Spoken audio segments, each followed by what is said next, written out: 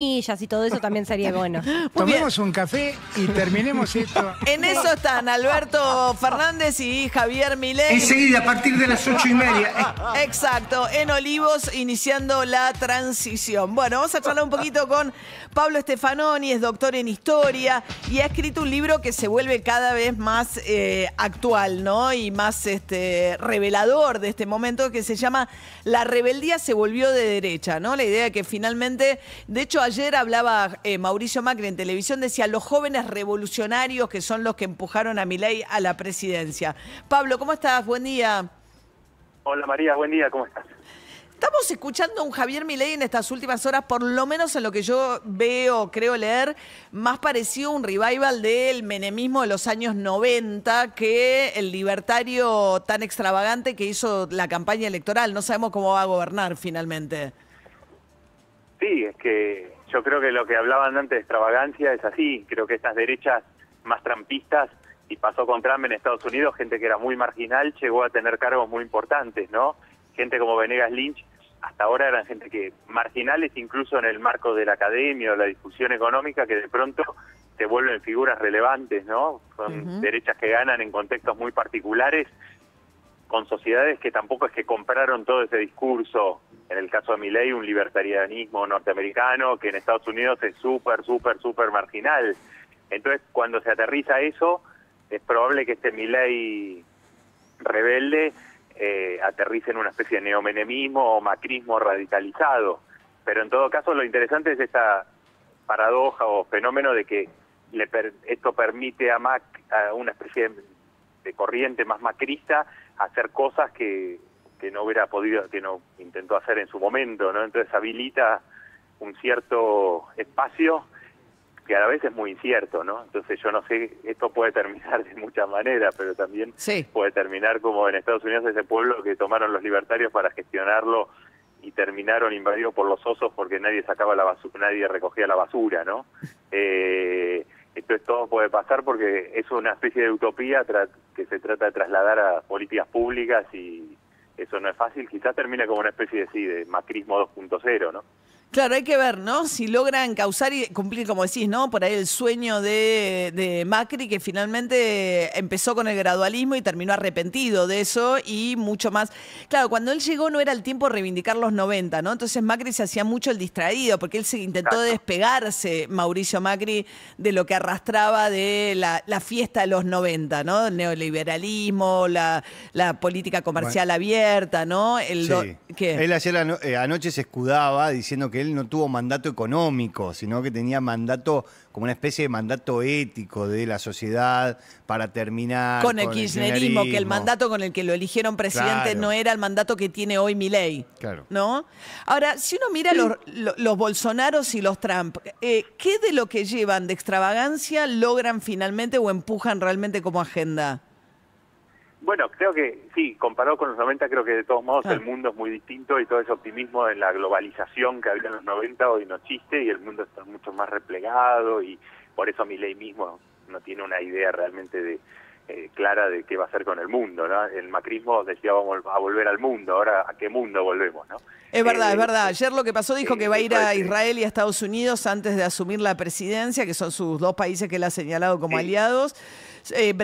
Brasil se enojó, Celso Amorim, el canciller asesor en realidad ahora, fue canciller antes, de Lula, dijo que Lula está personalmente dolido por el hecho de que se haya comunicado primero con Jair Bolsonaro que con Lula, que lo había felicitado, y que invitando primero a Bolsonaro a la asunción, a su acto de asunción, que al propio Lula, ¿no? Sí, totalmente, y lo que vemos es que empezó también con propuestas muy extravagantes sobre cómo manejar las cosas en el mundo que otras derechas no tienen, son un poco más realistas, ¿no? Milei es muy realista, era por lo menos.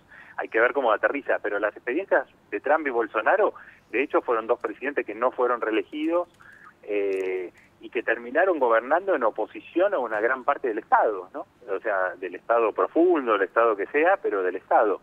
Y terminaban actuando como oposiciones muchas veces. Y no es casual que no hayan sido reelegidos y que incluso una parte de las élites se haya terminado oponiendo, como en el caso de Brasil, que sectores que apoyaron a Bolsonaro contra Lula, después terminaron apoyando a Lula contra Bolsonaro, ¿no? Como la Corte Suprema. Entonces, la gran pregunta es si Milei va a ser esa derecha, que son derechas que caotizan bastante las cosas, ¿no? Creo que más que generar una nueva hegemonía, también vuelven todo bastante caótico con proyectos que no están muy claros y peleándose todo el tiempo contra las instituciones. No sé si es lo que va a pasar en Argentina, pero podría pasar, ¿no? Un Milei peleándose con las instituciones, porque es posible que haya resistencias institucionales a esta especie de refundación libertaria del país, en un país que además no tiene ninguna tradición en ese sentido, ¿no? Ahora, es cierto que perdieron, pero perdieron por muy poco, y de hecho Sí. Trump gana en el voto popular, lo pierde y ahora es competitivo para volver, y lo mismo Bolsonaro, digamos, le gana a Lula con una alianza Sí, muy gana por amplia, poco. ¿no? Y por poco. Sí, pero es verdad, pero también es verdad que enfrentaba a un Lula que estaba ultra debilitado y que terminó creciendo gracias al apoyo de sectores de la élite judicial, mediática, etcétera, que antes lo había contribuido a destituirlo, ¿no? Pero es verdad que sí, perdieron por poco. Ahí la diferencia también es que Trump en Estados Unidos tenía las bases republicanas que ya se habían rebelado contra las élites partidarias neocon. Claro, con el Tea neoconservadoras, Party, ¿no? con el Cuando Tea empieza Party. todo el movimiento más a la Exacto. extrema derecha. Ahora, sé que del ayer... partido. Y había una base, Bolsonaro también tiene una base social muy clara, agroindustriales, evangélicos de derecha, militares, milicia, etcétera. La gran pregunta es si Milei va a transformar este apoyo espontáneo y muy aluvional en realmente una base social más fiel, ¿no? A sus políticas y a su liderazgo.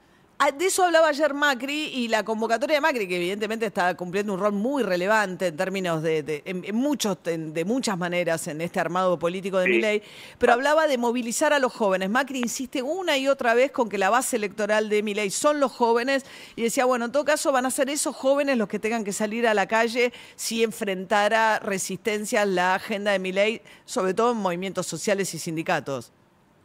Lo que pasa que Milei es verdad que su primer apoyo son los jóvenes. De hecho, cuando aparece en televisión después de 2016 y en las redes y demás, atrae muchos jóvenes que empiezan a leer a los autores que él recomienda, etcétera.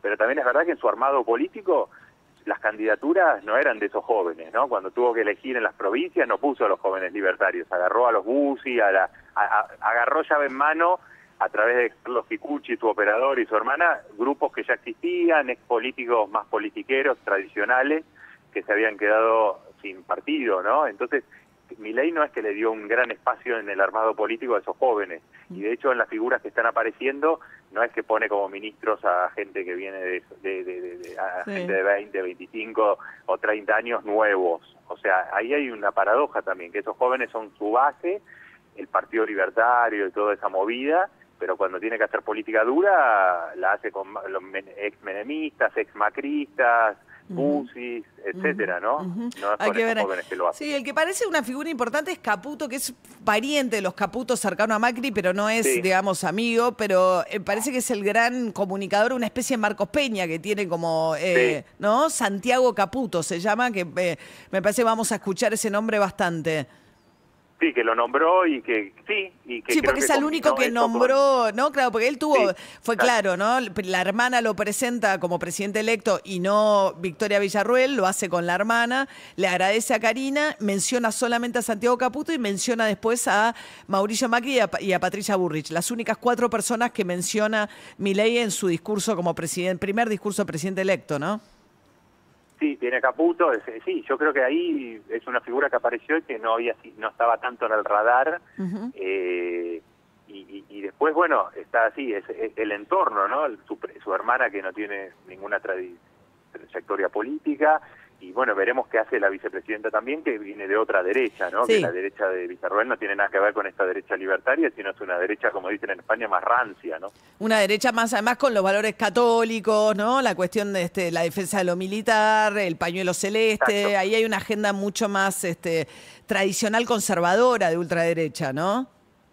Sí, se referenció en Giorgia Meloni, que es una figura, la primera ministra italiana, que no es tan conocida en Argentina todavía, y ella dijo que era su referente, además es mujer, etcétera, y ahí viene, vamos a ver cómo es esa convivencia, porque son también tradiciones y sensibilidades distintas, ¿no? La de los libertarios y la de estas derechas más pro-militares, más procesistas, más ultraconservadoras, etcétera. Que ¿no? más parecido a Entonces, creo que Bolsonaro Milei va a tener también, que ¿no? coordinar. ¿Qué más Sí, Bolsonaro parecido? combinó eso. Sí. Sí, combinó esas derechas promilitares, religiosas, con libertarios en economía, ultraliberales más, ¿no? Pero creo que ahí va a tener un rol Milei que no sabemos qué muñeca política tendrá, porque nunca lo vimos en ese rol, de articular también a gente que viene de muchos sectores, que no se conoce entre sí, que nunca trabajó en política juntos, y eso me parece que va a ser un desafío no menor del cómo articular el proyecto político en la gestión del día a día. Muy bien, Pablo Stefanoni es doctor en historia, es argentino, vive en Europa, pero es autor de un libro de verdad muy importante para entender estos tiempos. Se llama La rebeldía se volvió de derecha. Gracias, Pablo. No, gracias a vos. Un abrazo grande. Un abrazo. 8:37 de esta mañana.